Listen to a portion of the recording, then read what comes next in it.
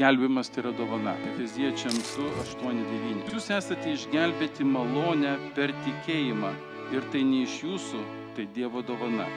Ir ne dėl darbų, kad kas nors nesigirtų. Išgelbėjimas, kurį mes turime, kurį Dievas duoda žmonėms, jis yra dovana. Tai aiškiai pasakyta, kad jūs esate išgelbėti malonę. Ne todėl, kad esi labai geras, ne todėl, kad lankai laisvųjų krikščionių bažnyčią, ne todėl, kad darai gerus darbus, ne todėl, kad esi pakrikštytas, ne todėl, kad moki dešimtinę, ne todėl, kad nevagi, nepalistuvauji ar negeri, bet esi išgelbėtas malonė. Esame įkalinti savo nuodėmėse. Norint išeiti į laisvę, mes turime gauti Dievo malonę. Jis duodama ne už gerą elgesį, ne už tai, ką tu padarėjai, bet tiesiog Dievas iš savo meilės, mylėdamas šitą pasaulį, tau atleidžia. Ir sako, šitą malonę išgelbsti mus per tikėjimą ir tai ne iš jūsų, raštas sako aiškiai, tai ne iš mūsų.